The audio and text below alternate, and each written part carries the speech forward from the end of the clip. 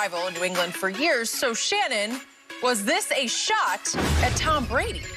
I don't believe it was a shot, but I can understand and see how people would take it and perceive it as being a shot because Coach Belichick coached Tom Brady for 20 years. And here you are heaping the utmost praise and adulation on someone that you really never coached, but you coached against. Skip, I think for me is that you said you would like to give somebody some truth serum and put them in the hot seat or a lie detector test.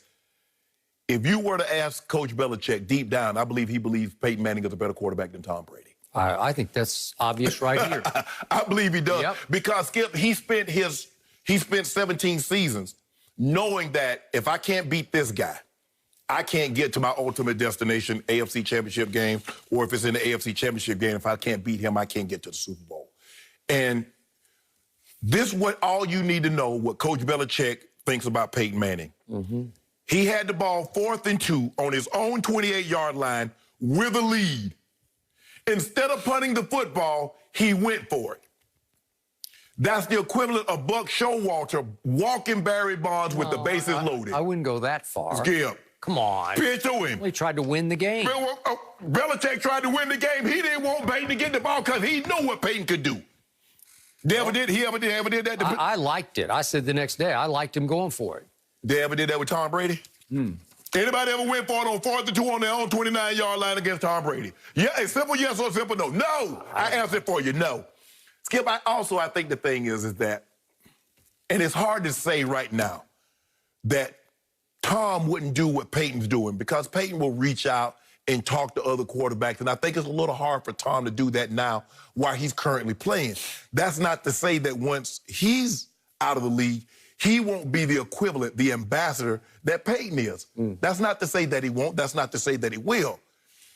Fitz, I know Fitz. Got to know Peyton a lot better because once he came to Denver, so I know him, and I know Fitz. Talk to Fitz. He is, Skip. He's not to say Tom isn't class personified. I'm with you on that. All that Belichick said about Larry Fitzgerald, bingo. And maybe, Skip, maybe Peyton and Fitz are more approachable than Tom, or people feel that they can approach Peyton and Fitz more than they can approach Tom. I'll give you that. Maybe that has something to do with it. But, Skip, remember, I always told you, Skip, you have to be careful when you play with other great players or you coach a great player and you give praise to someone else. People will take it as you're slighting the guy that you played with or that you coached. So you have to be careful. So I can see how people would think that Coach Belichick is, while giving praise to Larry Fitzgerald and Peyton Manning, he's slighting the guy that helped him win 6 Super Bowls. I'm sorry, but Bill Belichick is the shrewdest of operators. He does nothing without premeditation. He looks before he leaps, and he leaped all over Tom Brady with this one. This was a pointed, premeditated, blatant shot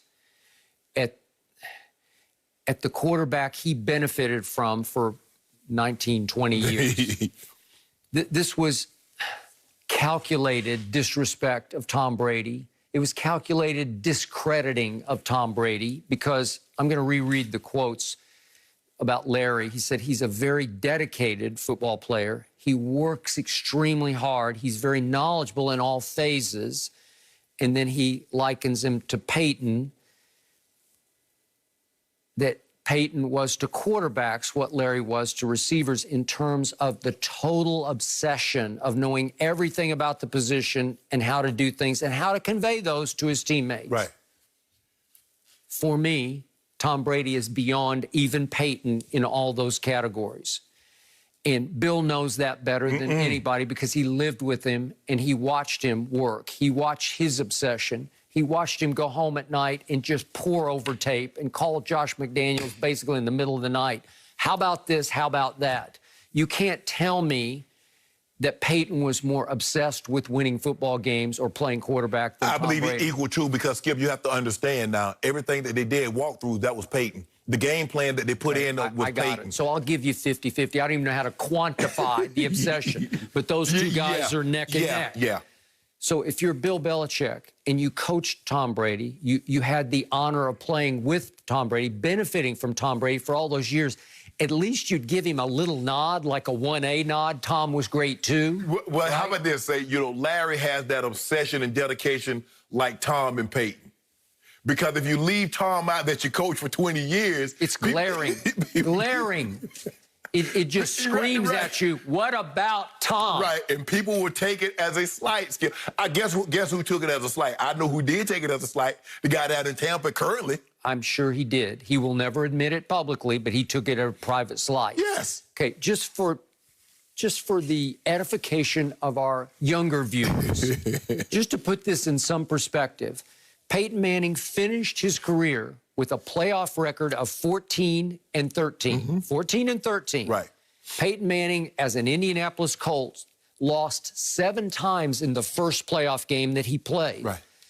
One of those times, he had the #1 seed and lost a home first playoff game. And twice more as the #2 seed, he lost a home first round for them, first playoff game of the playoffs, right? So that's 7 times they underachieved. And if you look at Peyton's Super Bowl record, he did beat Rex Grossman in one of them in the rain in Miami. You remember that? I do. He also lost to the Legion of Boom 43-8. To 8?